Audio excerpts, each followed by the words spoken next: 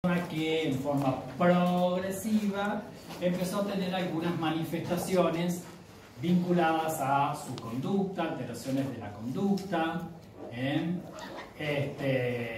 y en especial casi siempre comienza con alteraciones de la memoria, con olvidos, con el tiempo se va agregando alteraciones de todo lo que tenga que ver con el cálculo matemático, con alteraciones de la memoria, se le suman trastornos motores, mutismo, hasta que luego también estos pacientes evolucionan y mueren por algún fenómeno intercurrente, especialmente siempre es una neumonía, casi siempre es una neumonía, ¿cierto? O algún proceso séptico vinculado a un proceso bacteriano. Por supuesto que esto también, ¿no es cierto? El diagnóstico es clínico, hay que hacer algunos estudios y seguimientos del paciente, descartar, hacer muchos test, algunos test psicológicos y otros test especializados para descartar ciertas cosas, porque nos va a empezar a llamar la atención que algo está pasando, básicamente a nivel de la corteza cerebral. Esto es una enfermedad neurodegenerativa, pero neurodegenerativa de la corteza cerebral, ¿sí? Especialmente los lóbulos frontales y temporales, a veces parietales, pero básicamente son pacientes que con el tiempo se van frontalizando. Cuando uno está frontalizado tiene una desinhibición muy importante. Son pacientes que por ahí aparecen y adelante de la familia, que ellos se bajan los pantalones, sacan el pitito, qué sé yo, cualquier cosa. O sea, no tienen conciencia de lo que hacen, están totalmente desinhibidos, ¿no es cierto?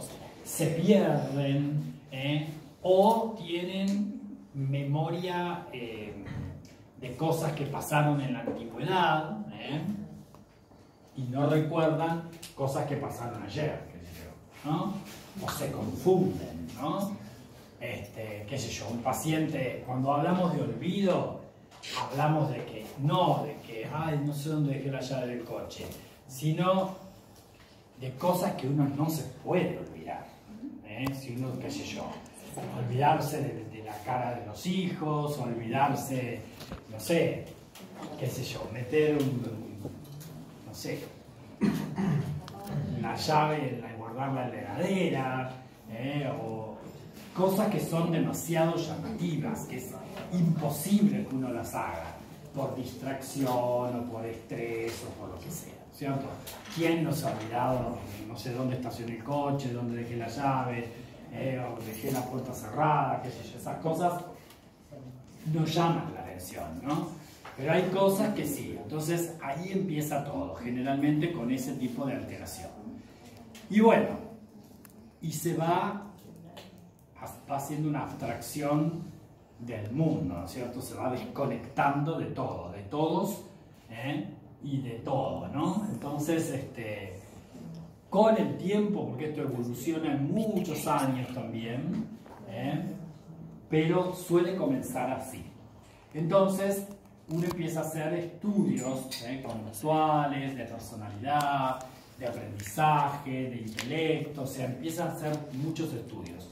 Por ejemplo, hay personas que a veces tienen ciertas alteraciones, uno los lleva a los especialistas les hacen test, y por ahí hay cosas que, qué sé yo, hay que ser muy cauto, esto lo tiene que evaluar un especialista, porque, por ejemplo, uno le puede hacer a un paciente de estos no sé, un test donde le pregunte, no sé, ¿quién descubrió América? Y te dice cualquier cosa o no sabe. Pero por ahí no sabe porque no está en el colegio, porque nunca se lo enseñaron. Entonces hay que hacer muchos tests, distintos tests, y ver después la severidad de esto, ¿no? Y ver si realmente esto tiene que ver probablemente con este tipo de patología que nosotros conocemos como enfermedad de Alzheimer. Y además, tener siempre en cuenta que si bien esta es una forma de demencia muy común, yo diría que es la forma más frecuente de demencia, existen otras formas de demencia, lo que nosotros antiguamente llamamos demencia senil, que tiene que ver con la esclerosis cerebral, básicamente, esta vieja esclerótica, y bueno, tiene que ver con eso, o sea, con vasculopatías. Recuerden que el otro día hablamos, ¿no es cierto?, de la demencia multiinfarto, esas patologías vasculares, la angiopatía amiloidea, etc. O sea, hay otras patologías y casi todas estas patologías tienen un trasfondo vascular, que producen después las alteraciones en la corteza. Bueno, ante la sospecha clínica, bueno, obviamente nosotros con una presentación así vamos a tratar de descartar de alguna manera a través de esto. ¿Cómo hacemos el estudio de estos pacientes? Bueno, repito, con clínica, manifestaciones clínicas y basándonos en todo un estudio neuropsiquiátrico a través de distintos tests, porque después se les ocurriría hacer algo más para confirmar que esto es un Alzheimer. Una resonancia. No, una amiloide. Bueno, en la actualidad, ¿no es cierto?, se está tratando, continuamente se está estudiando algunos marcadores bioquímicos, ¿no? Pero eso todavía Falta. O sea, se conocen algunos marcadores, pero la verdad que nos basamos básicamente en la clínica y en estos estudios de test. ¿Sí? Por imágenes, ¿no? Las imágenes, bueno, me van a marcar algunas cosas, especialmente los estudios tomográficos, pero ya cuando el problema está muy avanzado, o sea que no me sirven las imágenes para el diagnóstico y decidir si un paciente a los 65 años está haciendo una enfermedad neurodegenerativa de la corteza. La verdad que no. Para cuando aparecen alteraciones imaginológicas, es un paciente que tiene una enfermedad que ya ha avanzado años.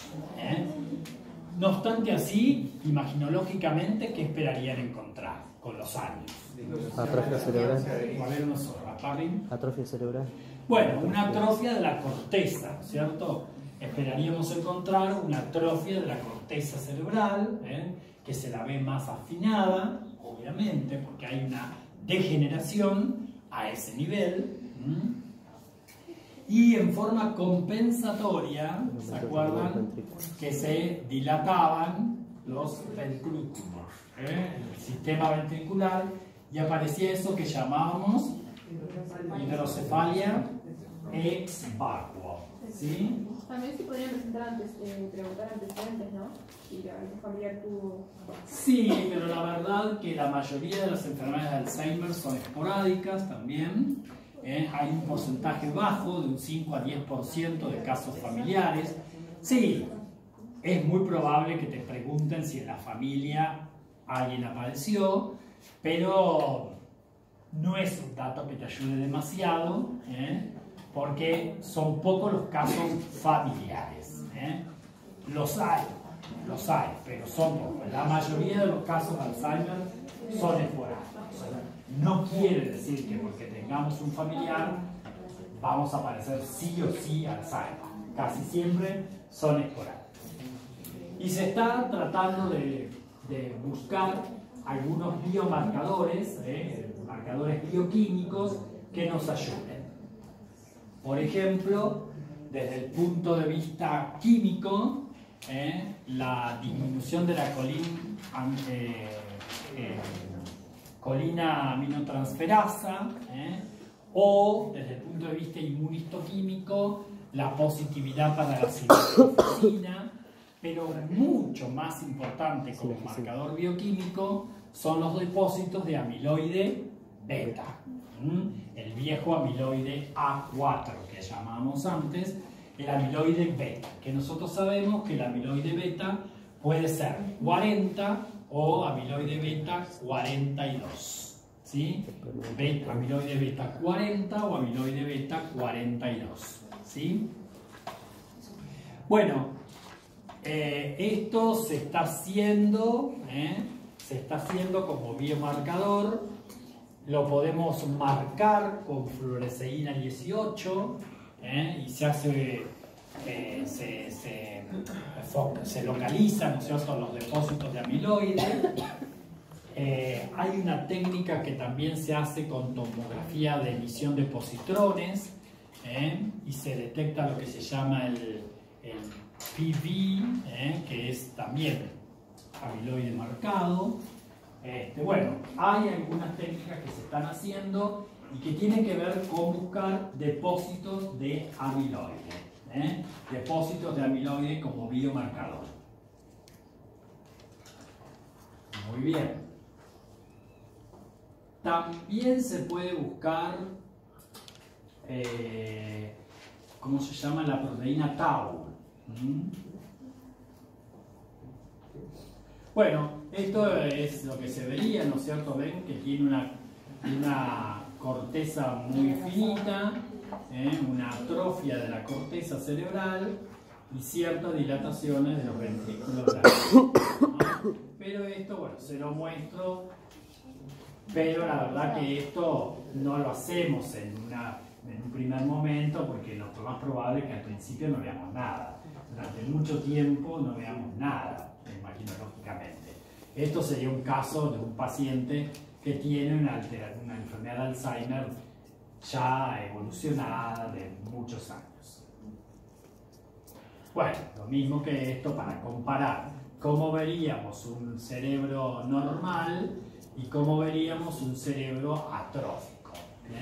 Ven que hay un estrechamiento de los surcos, ¿no es cierto? Bueno, y una disminución del tamaño fundamentalmente. Y con esa dilatación del sistema ventricular que llamamos hidrocefalia ex vacuo, que es una forma compensadora fundamentalmente. Así lo veríamos macroscópicamente con esa dilatación del sistema ventricular, la hidrocefalia ex vacuo. Esto yo se los muestro, pero estos son piezas de autopsia. Nadie buscaría eso ni macro ni microscópicamente para hacer el diagnóstico, obviamente, ¿no? Bueno, lo que sí se sabe es que esta degeneración, ¿no es cierto?, comienza precozmente en esta zona, en la zona vinculada al hipocampo, a la corteza entorrinal y a la amígdala, ¿sí?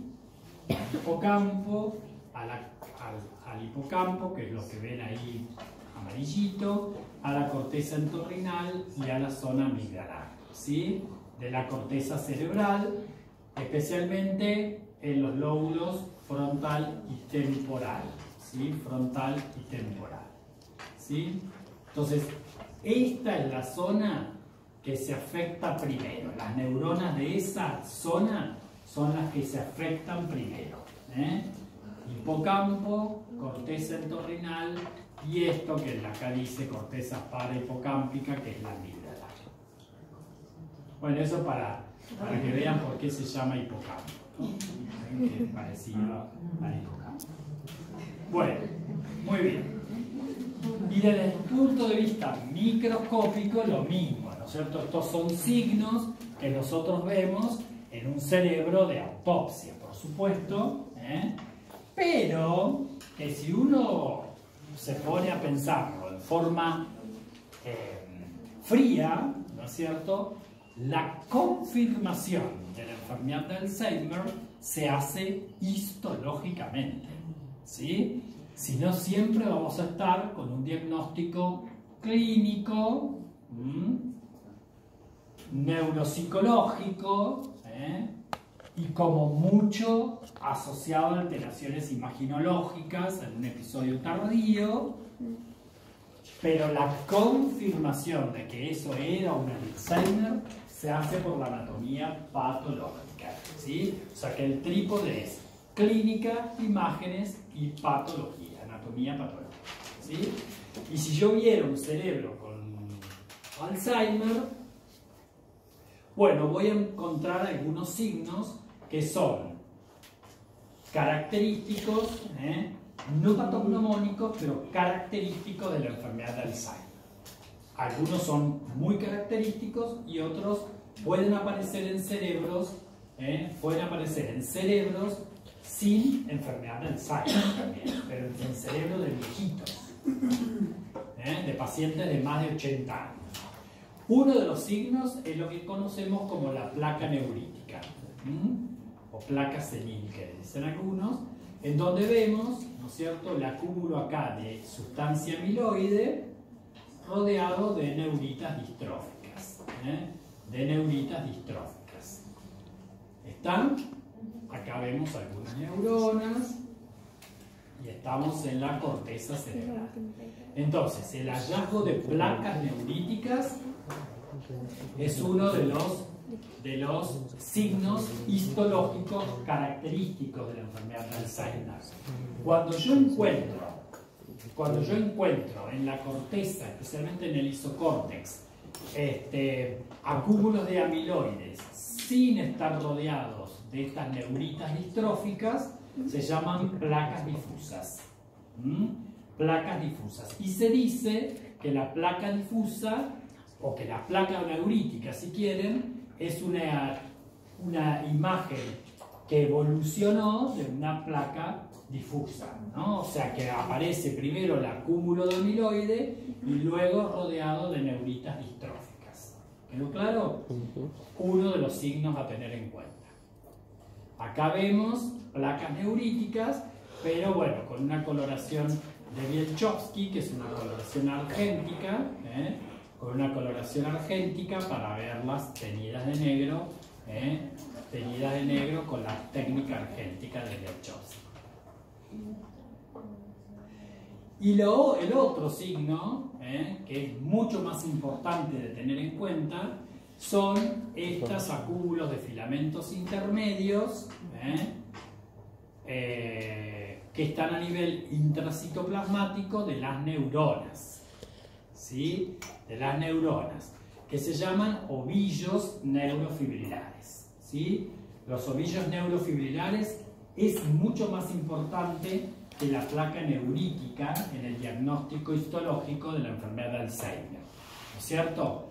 Generalmente las placas neuríticas se hace un conteo semi-cuantitativo, o sea, uno dice una escasa cantidad, una leve cantidad, una moderada cantidad, ¿entiendes? Semi-cuantitativamente se miden las placas neuríticas, ¿sí? Sin embargo, los ovillos neurofibrilares se hace en conteo de tipo, para graduar específicamente, para graduar cuán severa es la lesión, comparándolo con los criterios de Near-Regan, para ver cuántos de estos pacientes, aún asintomáticos, van a ser una enfermedad de Alzheimer, ¿sí? Entonces, es mucho más importante hacer el conteo de cuerpos de estos ovillos neurofibrilares que el hallazgo semi-cuantitativo de las placas neuríticas, ¿sí? Bueno, acá para que vean otra foto de estos filamentos que contienen, ¿qué contienen los filamentos en los ovillos neurofibrilares? Tau. Proteína tau, que es una proteína axónica unida a microtúbulos. Bueno, esto no importa, pero también, que esto es difícil de ver, se pueden encontrar estos como en cuentita de Rosario, los cuerpos de Girano, dentro de las neuronas, estas inclusiones que se llaman cuerpos de Girano en el Alzheimer, difíciles de buscar, que tienen actina, cuerpos de Girano.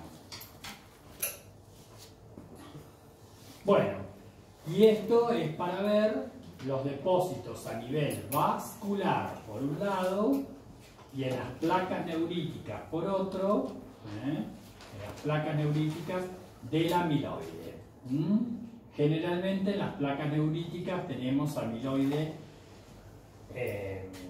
40 y 42 y en las difusas solo 42. ¿Sí? Y también vemos depósito de amiloide en los vasitos. O sea que la angiopatía amiloidea es uno de los signos más importantes a tener en cuenta desde el punto de vista histológico. Bueno, esta foto la conocen, para ver un vasito, esto con una técnica de ¿qué? De rojo Congo, y van a ver cómo se torna congofílica, ¿no es cierto?, el depósito de amiloide a nivel de la pared de los vasos. ¿Eso sería lo primero que pasa en el depósito de amiloide? No es lo primero que pasa, es lo más importante, porque es lo que básicamente la enfermedad degenerativa de las neuronas pasa por una angiopatía, ¿no es cierto? Entonces se desarrolla esta angiopatía que después genera básicamente alteraciones o degeneración con muerte de neuronas. Bueno, esto es otro hallazgo que generalmente se encuentra en ciertas zonas específicas, pudiendo ser cerebelar, como es o en el hipocampo, que es la degeneración granulovacuolar, que son como vacuolas claritas dentro de las neuronas. Bueno, esto es un hallazgo también difícil de encontrar. Bueno, acá esta foto tendría que estar antes. Esto para ver en la angiopatía, visto con luz polarizada, como hace la refringencia verde manzana, característica de los depósitos de amiloide. ¿Sí?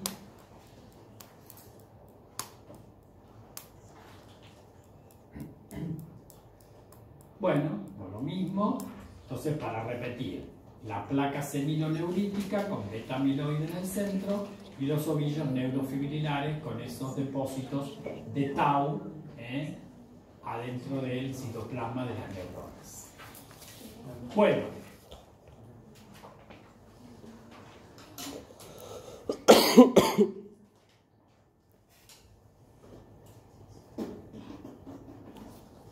Bueno, entonces, por supuesto que hay involucrados factores genéticos que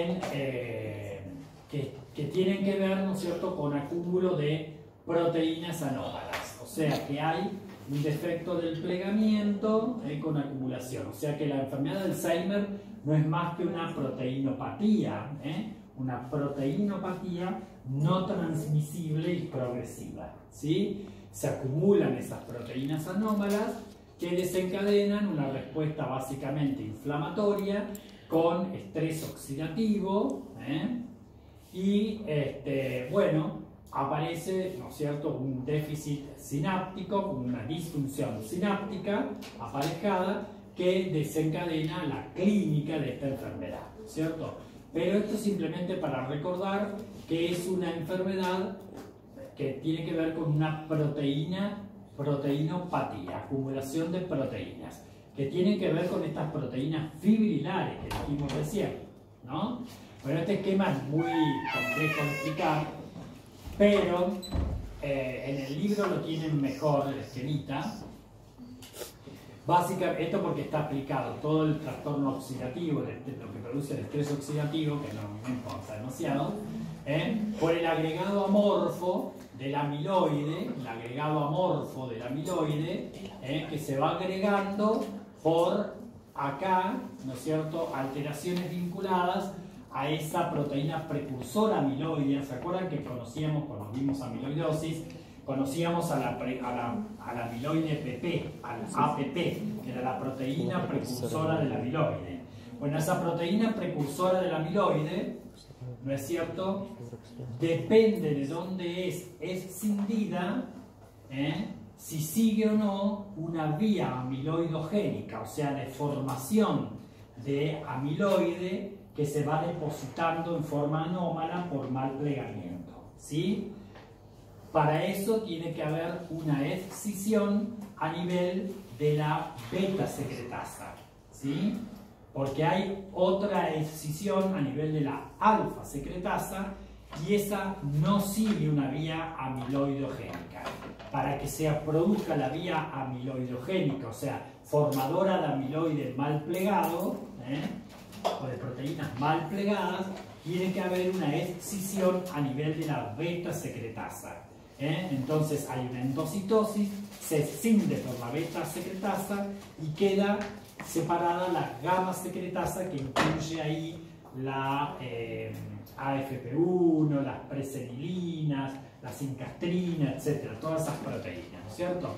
Y entonces aparece el amiloide beta, que luego se va agregando hasta formar agregados grandes, amorfos, que desencadenan lesión celular y un estrés oxidativo, ¿no es cierto?, que produce la lesión, ¿no es cierto? Además de la estimulación de la vía de la tau, pero estas alteraciones vinculadas a la taupatía no generan enfermedad de Alzheimer propiamente dicha, sino que generan una demencia frontotemporal. Una demencia de tipo frontotemporal. ¿Sí? ¿Quedó claro eso? Entonces, no es más, la enfermedad de Alzheimer no es más una proteinopatía no transmisible, vinculada al acúmulo exagerado de amiloide, que lo vamos a poder ver en las placas neuríticas y en la pared de los vasos. ¿Sí? Bueno, y desde el punto de vista molecular, ustedes antes me decían, bueno, hay algunas formas familiares, que son las menos, que tienen relación con mutaciones en el cromosoma 14, que codifica la presenilina 1, o en el cromosoma 1, que codifica la presenilina 2. Pero la mayoría de las formas son esporádicas de la enfermedad de Alzheimer, y tiene que ver contribuyendo a las formas esporádicas y al acúmulo de amiloide, ¿no es cierto?, mutaciones en el cromosoma 19 que codifica la apolipoproteína E, especialmente el alelo E4, porque hay E3, E4, 5, E4, ¿sí? En este caso, cuando se altera este gen, que es el MAP1, ¿no es cierto?, se altera la tau. Pero cuando es así, ¿no es cierto?, no hay depósito de amiloide beta. Esto sería una taupatía sin depósito de amiloide beta y que se corresponde específicamente con una demencia de tipo frontotemporal, como es la enfermedad de Pick. No la enfermedad de Alzheimer, ¿sí?